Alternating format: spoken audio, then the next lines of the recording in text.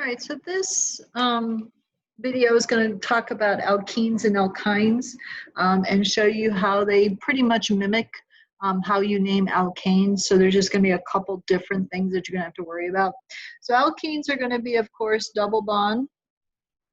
There's going to be some kind of double bond in the molecule. So the naming system is going to be exactly the same with the prefixes, but everything is going to name or end in ENE. And the additional thing is you're going to number the position of the double bond. Okay, so that's going to be the different part. I'll talk about the 2 and 3 double bonds here in a second, but realize that the formula is exactly the same as the cycloalkanes. Okay, so CnH2n is going to be your formula. So if I have 4 carbons, I could have 8 hydrogens. But again, not in tune with the Cyclos, 1, 2, 3, 4, 5, 6, 7, 8. Because of that double bond, those 2 carbons have 2 less hydrogens that you have to contend with. So that is the difference. And what you have to do is do a naming system with what we call where the double bond is. So here the double bond is pretty much in the middle of that molecule, so I could start numbering on the left or the right. It really doesn't matter in this case. But because it is the second, off the second and third carbon, you always go with the smaller number. This is going to end in butene, ENE, because it has a double bond. And then I have to put a 2 and a dash in front of that butene to say or tell the reader exactly where that double bond happens to be. So again, it's going to use the same prefixes, everything exactly the same. So let me draw another one with kind of a branch.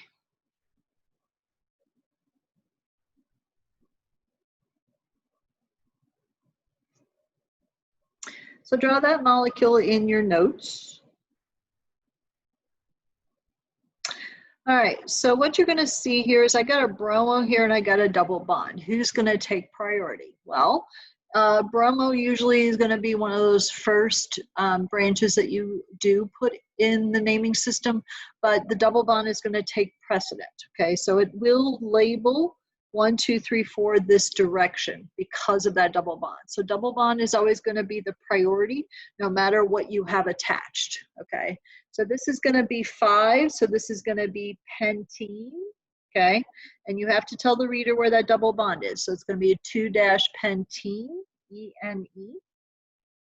And then in front of it, you do the 4-bromo to say where that branch is,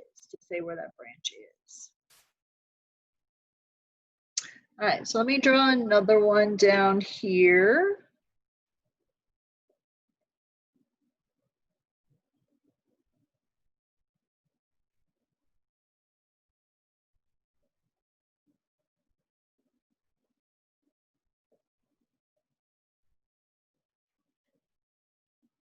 So draw that molecule, pause the video if you need to, and see if you can name it. All right, again, double bond is going to take priority, so I'm going to label what I think is my longest chain, so it's going to be 6. So this one is going to end in hexene, and I'm going to put my number in front of it, again, a 2, 2 versus 3, 2 is the smaller number. I got a methyl group and a methyl group off of the 5th carbon, and then I got a bromo group off of the 6th carbon. So I'm going to do a 6-bromo. Okay, and then do a caret thing because I'm running out of space here. I got 2 methyl groups, so I'm going to have to use a dimethyl, and you haven't seen this before. They're both off of the 5th carbon, so I call it 5,5 dimethyl as my branch. Okay, so 6-bromo, 5,5 dimethyl, 2-hexene. That's the name of that molecule. Okay, now other things you can see with these is if I have 2 double bonds in the molecule or 3 double bonds in the molecule. So I'm going to draw one with 2 just so you could have something in your notes. So here's a molecule with 2 double bonds. So they're going to end in diene, okay, because you're going to be dying over this one. This is 5 carbons, and I'm keeping it simple. I'm going to start numbering it wherever the first double bond appears. So I'm going to start it on the left. So this is going to end in penta because I have 5 carbons, of course. But I'm going to put diene to say I have 2 double bonds in that molecule. So I have to tell the reader where the double bonds are. So it's between the first and second carbon, and then the third and fourth carbon. So I'm going to put a 1,3 pentadiene, 1,3 pentadiene. All right, so where this gets interesting is if you have what we call cyclos, okay? So I'm going to start to draw some cyclos as what I call geometric shapes. So this is a hexagon. So each one of the corners is a carbon, okay? And then I'm going to put a chlorine down here, okay? And I have a double bond right here. So there's some interesting things about cyclos with a double bond in them. You still are going to use the term cyclo, but you're going to have to focus on where do you start numbering things. Okay, so this is going to end in cyclohexene. E because I have a double bond, cyclo because it's in a circle, and again, that's the longest chain, so that's why it's hex. I have to start numbering. The rule is if I have a double bond in that ring, I have to start with the 1 and the 2. Okay, so it has to go 1 or 2, or it has to go 1, 2. So it has to go clockwise or counterclockwise, but the 1 and the 2 have to be on that double bond. Okay, so which direction should I go? Should I go counterclockwise or clockwise? Well, you should go clockwise because that would give chlorine a 3. Okay, and because that's where the first substitution is. If I happen to have something up there, maybe a bromo, then you would want to go that direction to get the first alphabet in there. So I do 3-chloro, and I have a lot of space here. There is really no reason to put the 1-cyclohexene, but I do see books do it, even though they are telling you you have to have it as the first carbon, you have no choice. So if you write it in there, that's fine. If you don't include it, that's fine as well. I don't know why I have all the space there, so just disregard that. But do note that you will sometimes see a 1 in there. You will sometimes see a 1. All right, so let's draw one more down here, and then we'll go to the triple bonds. So this one I put 2 double bonds in there, and I didn't write in the carbons just to make it a little bit more interesting. So chloro versus bromo, who's going to come first in the alphabet? Bromo. So this is going to be the 1 and the 2. If you have a substitution on that double bond, try to make it the lower number if you can, and see if it does work out. But if it doesn't, then again, you have to look at the numbers and see what they work out to be. So I'm going to do it this way, 1, 2, 3, 4. I'm going to do a 1 bromo, 5 chloro,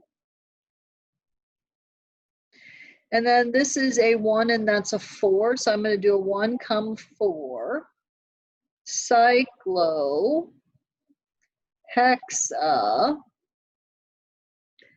diene.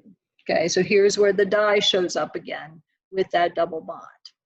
So if you have another choice, meaning I could go 1, 2, 3, 4, 5, 6, let's see how that works out. I got 2 bromo, and then I got a 1, 2, 3, I got a 4 chloro. Okay, so 1 plus 5 is 6, 2 plus 4 is 6 as well. Okay, well, if that comes out to be a tie again, then you want to go with the first alphabet to be the lowest number. So this is going to be the name of that molecule. So the way I did it first was the more correct way. That was the more correct way. All right, so if you would flip to, I know it doesn't make sense, but I'm going to flip all the way to alkynes, okay? And I'm just going to show you just briefly the triple bonds, okay? So triple bonds are going to be CnH2n minus 2. So if I have 4 carbons, I'm going to have 6 hydrogens in that molecule. So triple bonds, same, okay? Yne going to end in it. I have to tell the reader where the triple bond is. 2 triple bonds, 3 triple bonds. I'm going to do a diene and a triene again. 5 and 6 I will hold off for another video because they are not as common. So I just want to show you an example of a triple bond, an example of a triple bond.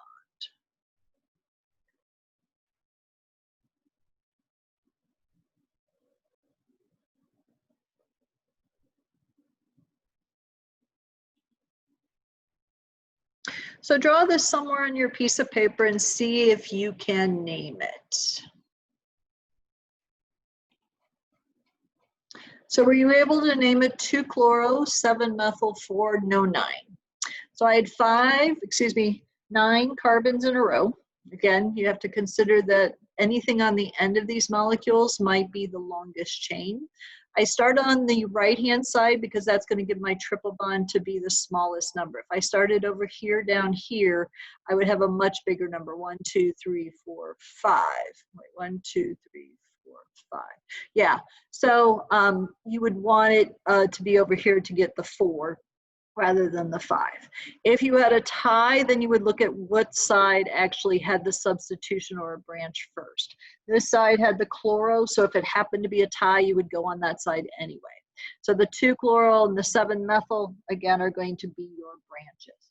So again, if you had 2 triple bonds, you would call it diene. 3 triple bonds, again, you're not going to see many of those, so that's why I'm kind of just skipping that. So again, no real change with the triple bond. You just have to name where that triple bond is located and do the branching system as before.